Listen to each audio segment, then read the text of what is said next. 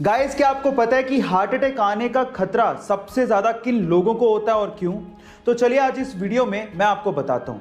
सबसे ज्यादा heart attack आने का खतरा उन लोगों को होता है जो ज्यादा टेंशन लेते हैं, और उसके पीछे का एक कारण भी है। जो लोग ज्यादा टेंशन लेते हैं उनका खून धीरे धीरे गाढ़ा होने लगता है और उसकी वजह से खून के थक्के जमने लगते हैं, और खून का फ्लो हार्ट से अच्छे से नहीं होने की वजह से हार्ट अटैक आने का खतरा बढ़ जाता है। सो गाइज, ऐसे ही अमेजिंग और इंटरेस्टिंग फैक्ट्स के लिए इस दुनिया में ऐसे बहुत सारे लोग हैं जिनके साथ दिन में कुछ बुरा हो जाए या फिर उनका मूड ऑफ हो जाए तो वो पूरा दिन अपना खराब कर लेते हैं। और अगर आप भी उनमें से एक हैं और अगर आप सक्सेस पाना चाहते हैं तो मेरी ये बात ध्यान से सुनिएगा। सपोज कीजिए कि आपके पास 86,400 रुपए हैं और अगर उनमें से कोई 10 रुपए आपके चुरा ले तो क्या 86,390 रुपए आप लोग फेंक देंगे? नहीं ना। इसी तरह से पूरे दिन में आपके पास 86,400 सेकंड होते हैं और उनमें से अगर कुछ वक्त बुरा चला जाए या फिर कोई आपका मूड खराब कर दे तो उसकी वजह से बाकी बचा हुआ दिन आपको खराब नहीं करना चाहिए। अगर आप लाइफ में सक्सेस पाना चाहते हैं तो इस मंत्र को ध्यान रखिएगा। आखिर ऐसा क्या है इजराइल देश के पास कि चारों तरफ से दुश्मनों से घिरे होने के बावजूद भी कोई भी दुश्मन इजराइल की तरफ आंख उठा के भी नहीं देख सकता? क्या उसके पीछे का रीजन जानते हैं? चलिए आज इस वीडियो में मैं उसका रीजन आपको बताता हूं। उसके पीछे का रीजन है इजराइल की खुफिया एजेंसी। जी हां गाइस, जैसे इंडिया की खुफिया एजेंसी का नाम है रॉ, वैसे ही इजराइल की खुफिया एजेंसी का नाम है मोसाद, जिसका मतलब होता है मृत्यु।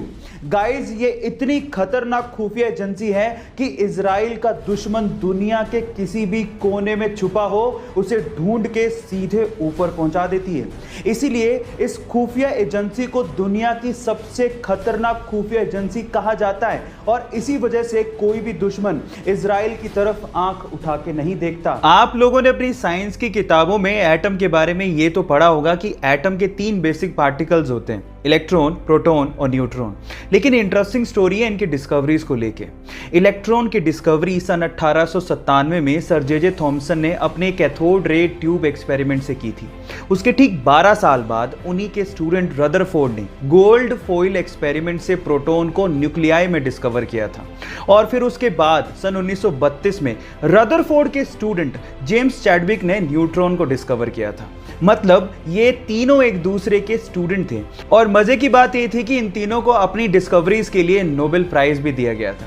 क्या ये फैक्ट आपको पहले से पता था? और अगर नहीं पता था तो चैट सेक्शन में लिखना मत भूलिएगा। चलिए गाइस, एक केबीसी का सवाल पूछता हूं। आप बाल किससे धोते हैं? ओब्वियसली शैम्पू से। पर सवाल ये नहीं है। सवाल ये है कि जो शैम्पू आप लोग बालों में यूज करते हैं उसको किसने इन्वेंट किया था? कौन से देश में इसका आविष्कार हुआ था? ये सवाल है। क्या आप जानते हैं? चलिए मैं आपको बताता हूं।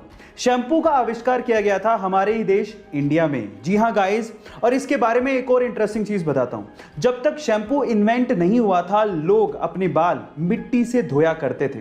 और क्या आपको पता है कि जो शैम्पू वर्ड है वो कहां से आया? वो संस्कृत भाषा के चंपू वर्ड से बनाया गया है। चंपू का मतलब होता है मसाज। है ना इंटरेस्टिंग फैक्ट? गाइस, ऐसे ही अमेजिंग फैक्ट्स के लिए YouTube पे हमारे चैनल को सब्सक्राइब कर लीजिए, और अगर आप Instagram पे देख रहे हैं तो मुझे फॉलो करना मत भूलिएगा। मिलते हैं अगली वीडियो में।